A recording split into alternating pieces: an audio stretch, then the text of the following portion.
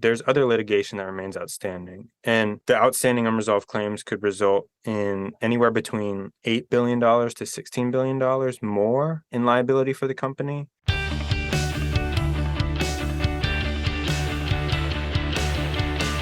I am Reese Tisdale, and this is Future Water, which we talk about all the ways which companies, utilities, and people are addressing the challenges and opportunities in water. Admittedly, I can't believe this is actually episode 75. Earlier today, I was digging into some data just out of curiosity, and according to Amplify and Pod News, there are currently around 3 to 4 million podcasts, and of those, 44% of those podcasts have less than 3 episodes. And actually, only 720,000 podcasts have more than 10 episodes. And here we are at episode 75. So we couldn't have done this without a litany of people behind the scenes. And actually, some of them are in the scenes. But a couple worth recognizing are Steph Aldock and Kelly Talbot, who make sure that you're actually able to download these podcasts every 2 weeks. In addition to guiding the marketing, the presentation, and all of the above, they also play a key role in supporting Dave McGimsey's independently produced podcast, the Water Values podcast. So many thanks to those guys. Secondly, you've heard this before. More recently, Mike Gaylor has supported us on the production side since the beginning. Not an easy task, and given the varying sound quality issues, thousands of ums and ahs that muddle my conversation and tight timelines, well-deserved recognition to Mike, and many thanks to him.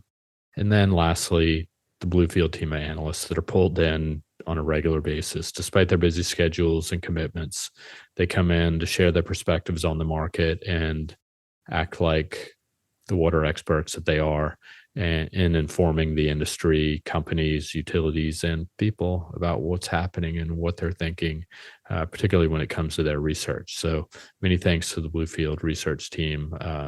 There's no one better to work with.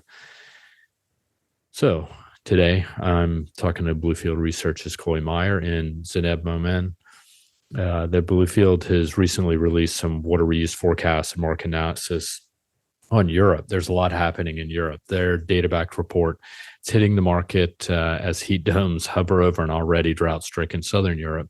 Catalonia, Spain, which is where our Europe team is based, has begun rolling out measures to address water scarcity. Some discussions have gotten to a point of potentially rationing water to residences. So there's a lot happening, and there's actually a need for solutions, and reuse is one of these. So I thought it would be great to have them come in and talk a little bit about why we got into this, what we're up to as far as forecasting the market, how we did it, what the size of the market is, maybe even touch a little bit about who's actually doing it all, because we've got a whole stack of research coming down the pipe when it comes to that.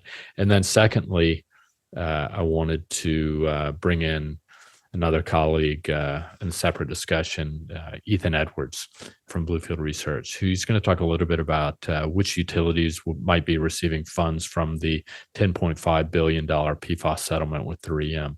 Ethan's uncovered a trove of data, which has allowed him to analyze what's happening when it comes to those utilities, where it's going to go, where the dollars are going to go, how they're going to use the dollars, et cetera, et cetera. So look forward to having Ethan jump in for a quick conversation. So with that being said, let's bring Chloé and Zineb into the conversation.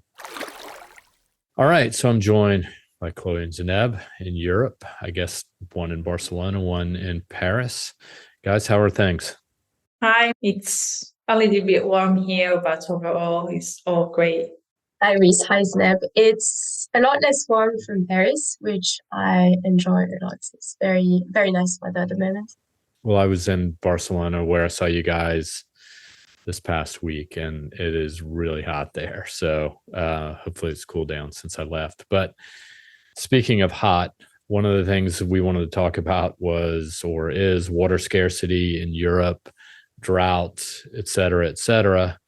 And one of the things that you guys have been working on more recently is water reuse across the region, not only forecasting that market, but sort of digging into what the opportunities are, what's driving it, and ultimately, in some cases, who's actually going to benefit from all of this. So why don't we start with you, Chloé? What's why reuse, and what's behind the scaling interest in Europe?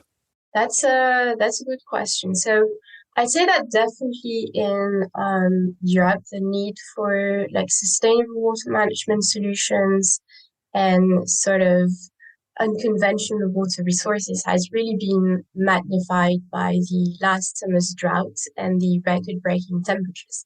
And I'm saying last summer's, but we're back in the midst of it. Again, this year, you were saying you were last week in Barcelona. It was extremely hot. I think this week, a few days ago in Italy, it was 46 degrees Celsius were recorded. So we're really back in the heavy drought or high temperatures, heat wave season again. And obviously the increasing severity of heat waves translates into high water stress, which definitely remains a key driver behind the implementation of wastewater reuse. And obviously, particularly in Southern Europe, where the water stress is more pronounced, the reuse market has really witnessed greater development, although with definitely like challenges and hurdles associated with funding, with framing or implementing clear regulations. But still, the Mediterranean countries, at least some of them, have become notable leaders in the adoption of reuse projects, mostly focusing on facilitating agricultural irrigation, but to a lesser extent, facilitating irrigation of landscapes and recreational areas as well. And I'd say that while we tend to think of or tend to oppose Southern Europe and Northern Europe as water scarce and humid regions, actually not all of Northern Europe is very humid. Some regions, some countries are actually experiencing droughts, seasonal scarcity. And countries like Belgium, like the UK, like Germany, all experienced droughts last summer, like the rest of Southern Europe, if I can say. So the quality of water there is also diminishing, which threatens its availability. So when it comes to municipal reuse, this region of Europe does demonstrate projects as well, but with a greater emphasis on industrial applications rather than agricultural applications, and also a higher tendency to tie those reuse projects with circular economy in a much stronger way than what we can see in Southern Europe. Yeah, I mean, it feels like there's definite momentum, and I know a lot of these things take a long time to play out, whether it be just project development, the demand, but now it's in the news every day. Like you said, given what happened last summer, but there have obviously been other droughts, and then what's happening now with the heat domes. And I know our colleague Keith Hayes has put some research out on what's happening in Catalonia when it comes to water management. But speaking of slow timelines, Zineb, let's talk a little bit about the policy landscape and how it's changing across the EU and what you're seeing there. Yeah, definitely. Like setting up EU reuse regulation path through a bunch of steps and started from 1991 with the constitution of the European Wastewater Directive. Then we got the European Framework Directive in 2000. And several decades were needed for the first European Union-wide reuse regulation to emerge. And it's only in 2020 that the EU introduced its first reuse regulation, which only entered into force last month in June 2023. Rather than through top-down incentives, the reuse market grew thanks to localized efforts feeding into the implementation of national technical guidelines and laws. And how this is related to the expansion and growth of the municipal reuse market?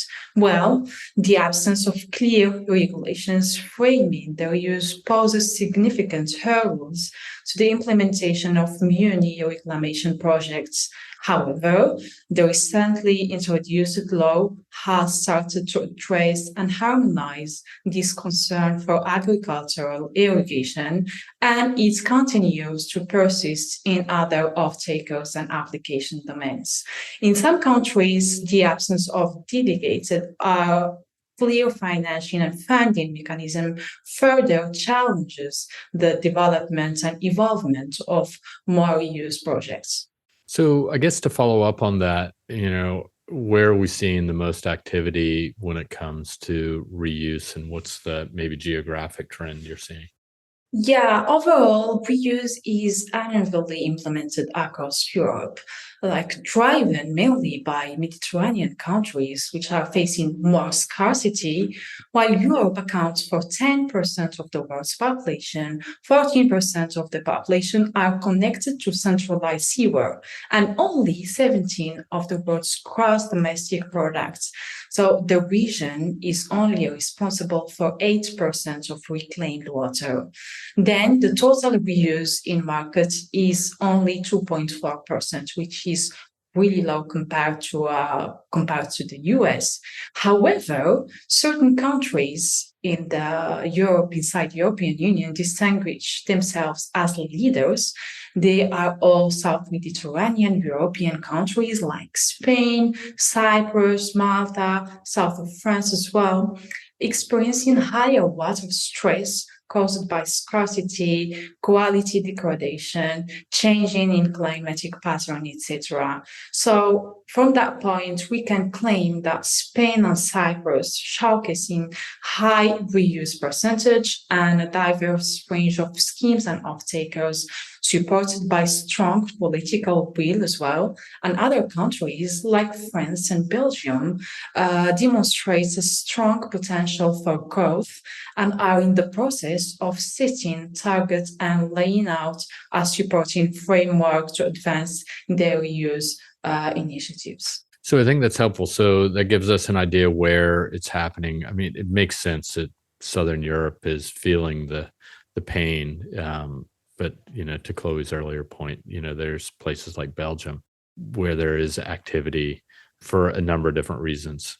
But I think, Chloe, one thing I know that the team has done is we've ranked countries by market potential. So we've looked at a number of different factors. Can you kind of give us an idea of what the methodology is and what the criteria might be as far as how we rank the countries? Sure. I think what makes studying or researching reuse interesting is that it's impacted or influenced by a wide variety of factors. So we tried our best to acknowledge those elements and represent those into how we sized the market and ranked the country. So we looked at factors like the regulatory landscape, the political will, the available or future funding dedicated to reuse, but also the prevailing conditions of water scarcity, of climatic elements, the preferred treatment technologies as well, which are not necessarily the same by countries. And we also obviously looked at the existing municipal wastewater asset base, since we're talking here about municipal wastewater reuse, as well as historical trends in reuse development and adoption. For, again, pretty obvious reasons, and we've mentioned it a few times already, but water scarcity acts really as a dominant driver, with countries experiencing high water scarcity demonstrating a more stringent drive to implement reuse projects. But we also looked carefully at the regulatory landscape and how it's been affecting the adoption of reuse. It's interesting, I think, to highlight, to point out that in some countries, the lack of specific regulation is not necessarily negatively impacting reuse implementation. But in others, like in France, for instance, a strong precautionary principle has been historically limiting the development of applications that are not currently covered by the regulation, like indirect reusable reuse, for instance, certain industrial applications as well. So we did weight those different regulatory frameworks in on a country basis, to reflect our ranking or to reflect the market and the factors shaping the market and rank the countries. We also obviously took into account, as I was saying, the historical buildup of reuse projects and how it has evolved over time. But we also reviewed the targets that some countries have set. And we did so with a critical eye because, for instance, like Spain aims to reclaim 20% of its municipal effluent in the coming years. And based on where the country stands today, how it has been allocated dedicated funding, how it's been shaping up its regulatory landscape, if I can say, the country is, in our view, well positioned to achieve its objectives and better positioned to achieve those than other countries whose official reuse targets we judged too ambitious and not necessarily realistic, I would say, against historical development and dedicated means. So all of those different factors were taken into account in our market analysis and market forecast, and those form the basis of how we ranked the different countries. I'd say that a core element of the research beyond those criteria is really the fact that in Europe, the vast majority of municipal reuse projects are about retrofitting existing wastewater treatment plants with a reclamation system, so mostly filtration plus a disinfection unit. While there are a few greenfield reclamation projects, those remain quite exceptional. And that's why our forecast focuses really on the retrofit of existing wastewater treatment plants through the deployment of an additional treatment step and also the layout, obviously, of a distribution system to supply the reuse or reclaimed water off-takers. Yeah, I mean, I think if we had to do it all over again, if, whether it be in Europe or anywhere in the world, if you had to start from scratch, one would think we would incorporate reuse into the systems from the beginning. I think that's probably been one of the bigger hurdles, or at least provides a little bit of market friction as far as like how to pay for it. How do you, as I oftentimes say, how do you rebuild the house while living in it? You've got these systems, but so little by little, and it seems like the market environment, whether it be climate related, is squeezing the operators, the utilities, municipalities themselves. They're trying to sort of speed things up with some policy incentives and targets. So to that point, maybe this is what I would call the $64 million question: is what's the size of the market, Chloé? What do we see going forward? Right. So we anticipate a municipal reuse market in 11 countries that stands at 1.8 billion euros. That's a cumulative market from 2023 to 2030. It's scaling from around 140 million euros this year to around 360 million annually by 2030. So almost more than doubling in between 2023 to 2030 on an annual basis. So overall, we have a almost 17% compound annual growth rate, but that is obviously a value that is for those the region as a whole, and it's actually marked by very strong regional differences, with again countries being a lot more proactive in adopting or implementing reuse projects, and others that are kind of lagging a bit behind, I would say. Yeah, and I think to put things in perspective also, I mean, Europe in many respects is behind other markets like Israel or Singapore. Obviously small countries, different drivers, are well ahead in their reuse adoption. I mean, their markets, but the markets aren't that big, obviously.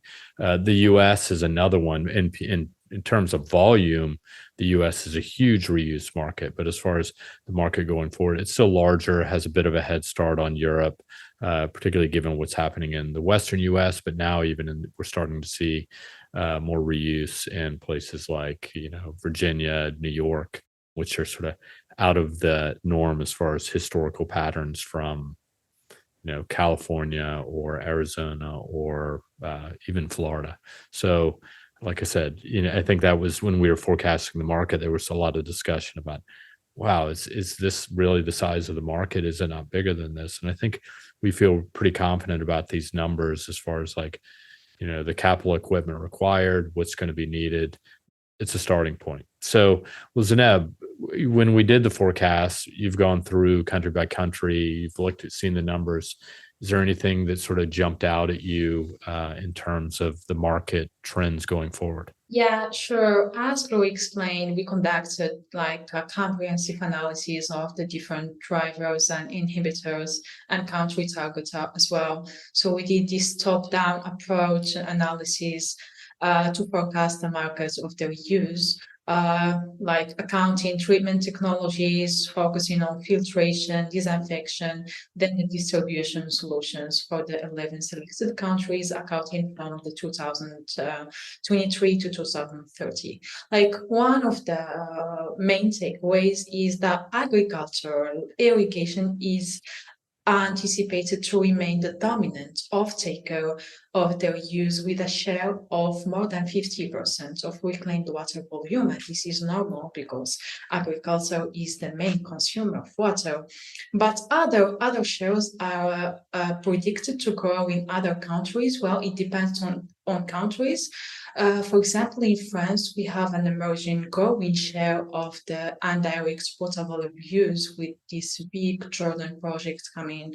In Portugal, we have the increasing share of urban, etc. So it's really depend on the country and their targets and which off-taker they are targeting to increase which share and what is the main application. The forecasted reuse market is primarily a distribution market, with the largest investments is in treated wastewater pipes and storages.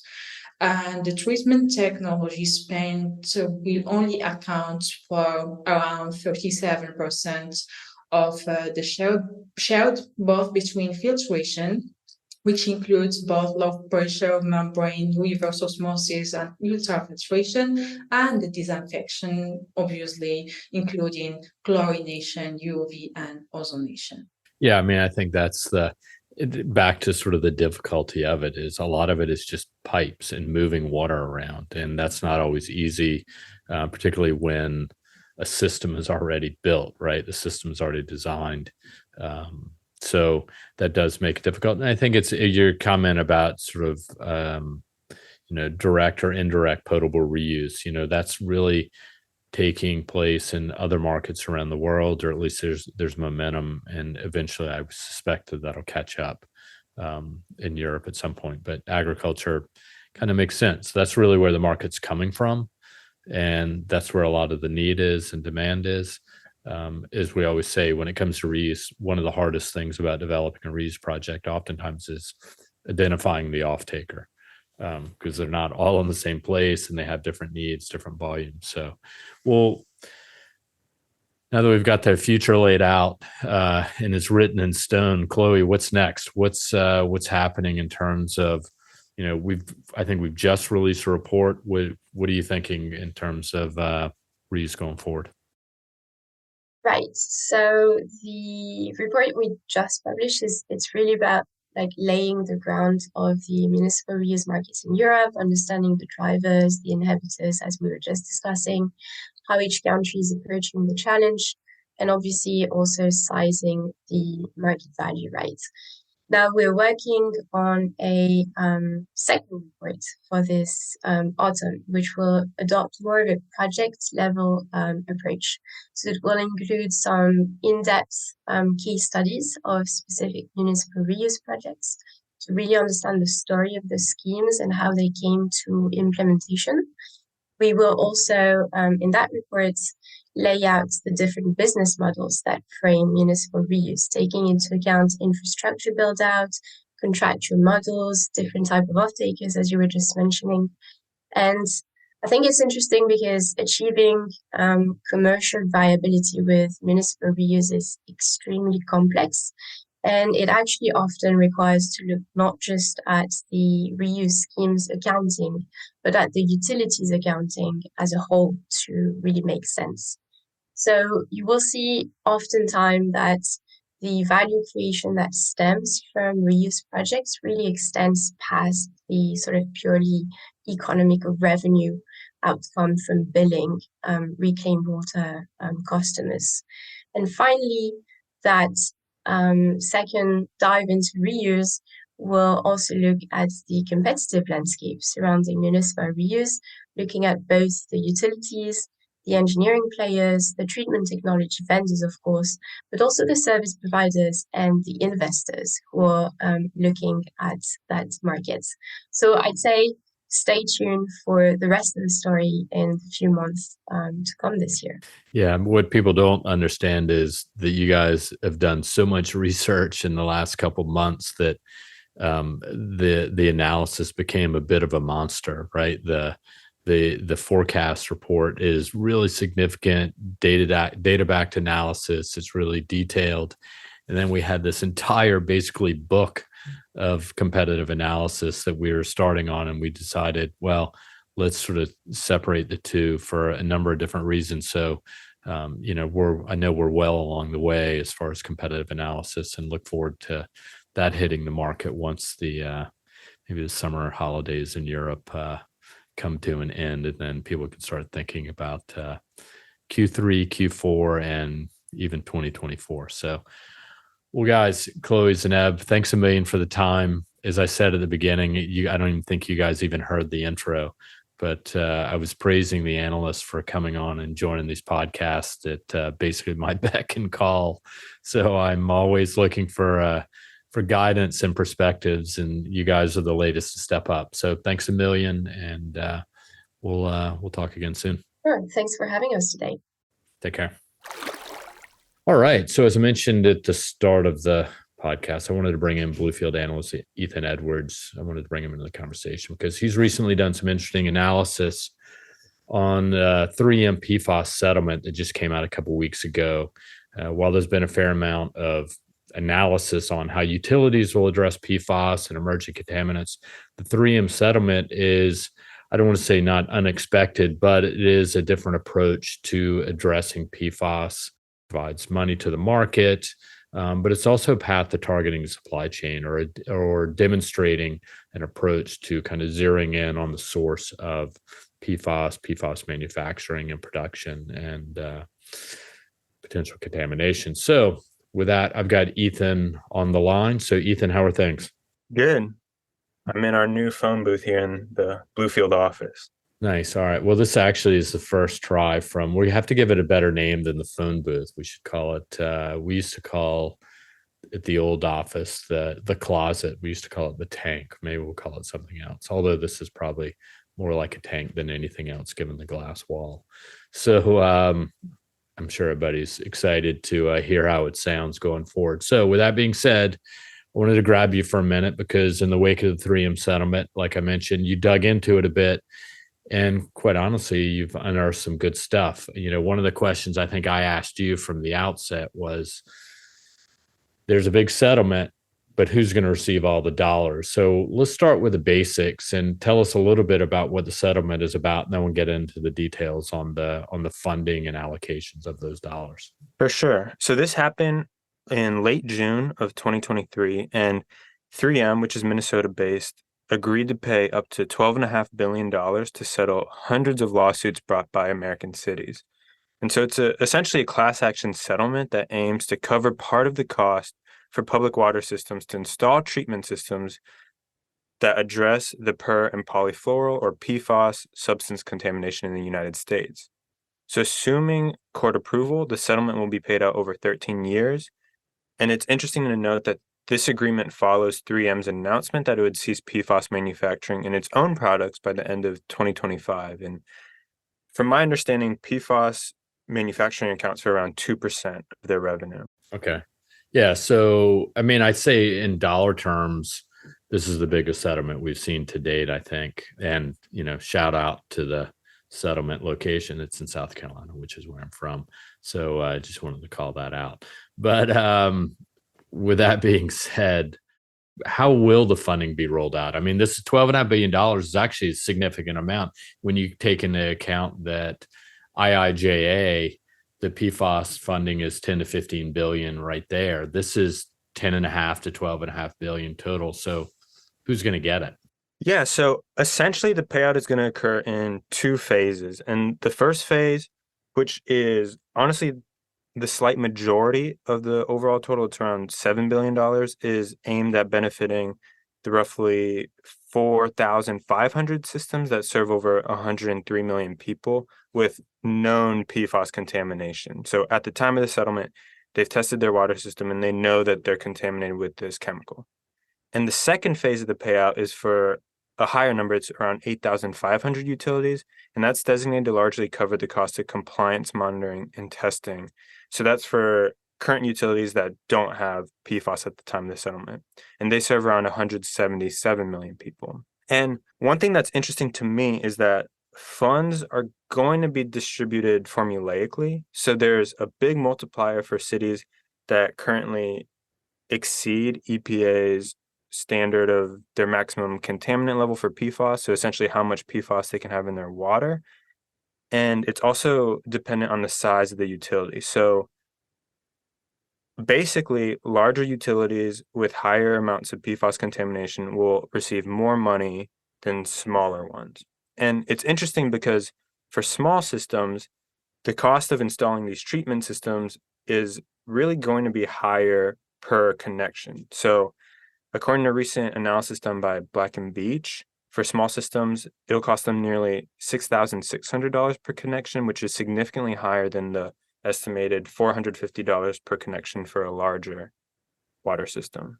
Yeah, I mean, I think it's interesting. I mean, I've obviously seen some of the research you've done, which I think is, if it hasn't hit the street yet, it will in the next day or so. But of those phase one systems, I mean, a big chunk, not half, but what, I don't know, 40 or so percent, that's a guess, are very small systems. So it looks like small systems in phase one are the big one. In phase two, it looks like really it's medium-sized systems and very large systems take up the bigger chunk.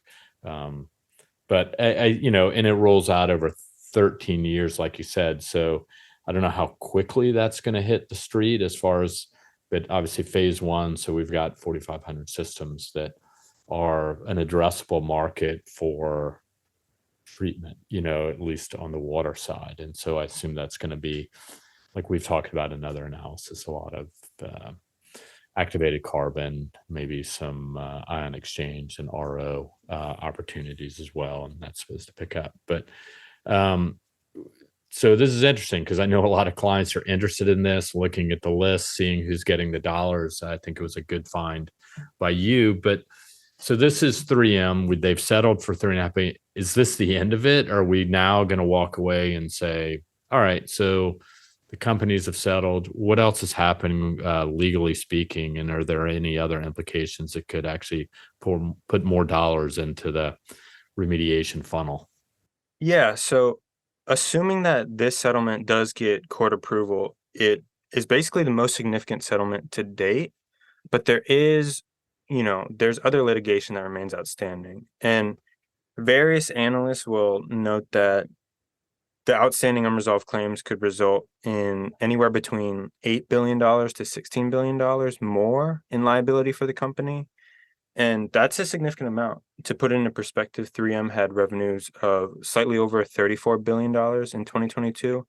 So they're still facing PFAS-related lawsuits filed by various individuals with personal injury and property damage claims, as well as by U.S. states over damages to natural resources such as rivers and lakes.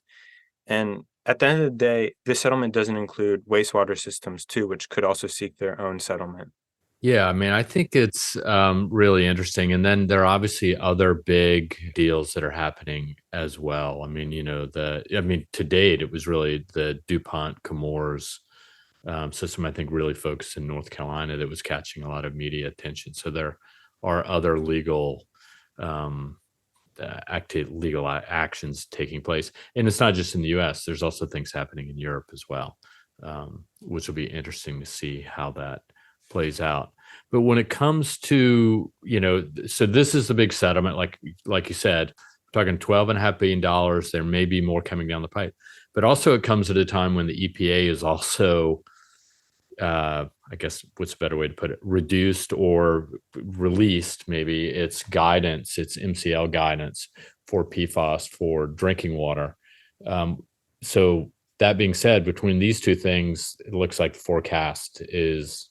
our forecast at Bluefield is going to change dramatically, if it has not already. So give us a little bit of idea of what we're seeing as far as the outlook for PFAS treatment. Yeah, so essentially the forecast amount that we're expecting to see in terms of spend on PFAS remediation is doubling. So we're now expecting a total of nearly $13.5 billion between now and 2030. And that's up from a previously forecasted total of $6 billion. And really the biggest driver of change is that the number of states and utilities needing to comply is going to grow from a couple dozen, or honestly, really 12, to all 50 states. And EPA's maximum contaminant level is stricter than any of the previous state maximum contaminant levels. So utilities are going to face a big challenge. Yeah, so and I know there's some final paperwork that needs to be done on that, but that seems to be heading towards some conclusion over the next 12 months. And therefore, obviously, the market is bigger than, it's very policy driven. No one's going to treat it unless they have to. But now the EPA rules on this or releases it and formalizes it. Therefore, everybody's going to need to start thinking about it, not only monitoring for PFAS, but then treating it if they in fact do have it in the drinking water supply. I mean, there is one thing that I think I raised with you was, in conversation, we were talking about the research, and that is there's a lot happening in Congress. There's a lot happening in the Supreme Court. So there are still some questions about, and maybe we'll see this down the pipe, given what's happened with Sackett versus the EPA. That's waters of the U.S. There's a clean air ruling in the Supreme Court. It was a West Virginia versus the EPA. Is there any potential, and I don't even know if you know this, that the Supreme Court or someone pushes back and says, wait a second, the EPA really has no authority to do this. It has to come through Congress. What's your take on that? Well, I mean, it's an ever-changing landscape. And of course, you have the utilities themselves saying that the burden of responsibility should be on the polluter. So I think there's still a lot to come. I mean, it'll be interesting to see how it plays out, and especially with the wastewater utilities, because if they're forced to treat high amounts and they're considered a Superfund site or get classified under the CERCLA Act themselves, then that could be a game changer as well. So I think we're still really in the early phases of the whole regulatory landscape.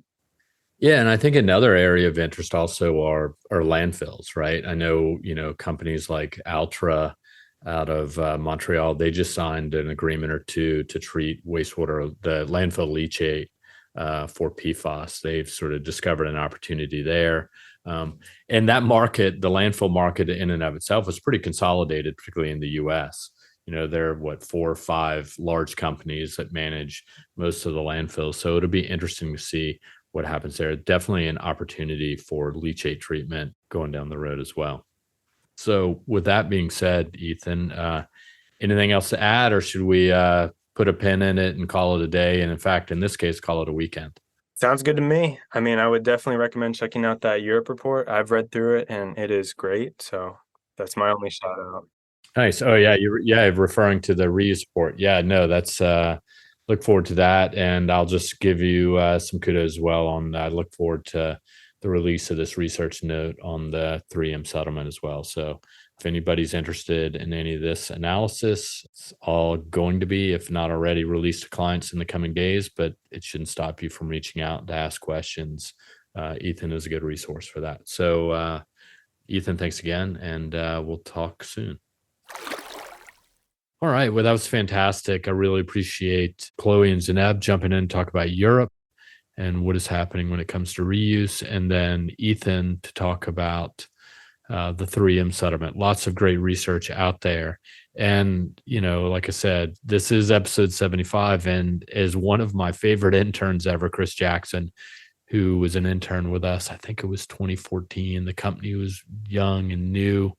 And he always reminded me in his youthful wisdom, celebrate the victories. So here we are celebrating episode 75. So thanks to all the listeners out there, and thanks to all the other parties that have been involved in the process. So before we sign off, if you are in Boston, and obviously you just heard from Zineb and Chloé, if you're in Barcelona, let us know, and we'd enjoy the opportunity for a meeting. They're there to help you out, as I am here in Boston to help you out. So don't be a stranger. People work with people, and we like to do it face-to-face.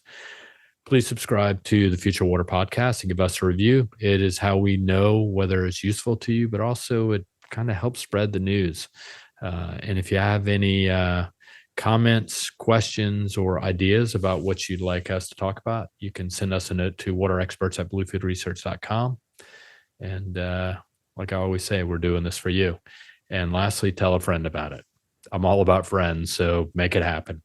And this podcast and these water industry insights have been brought to you by the one and only Bluefield Research. To learn more about us, visit us at bluefieldresearch.com.